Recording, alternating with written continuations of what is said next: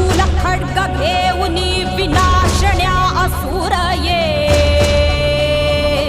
बनून रौद्रगामिनी प्रकाशण्या तिमिर ये प्रतीक नारी शक्तीचे वैष्णवी महेश्वरी तुझाच अंश राहू दे सदैव माझ्या अंतरी आई अंबे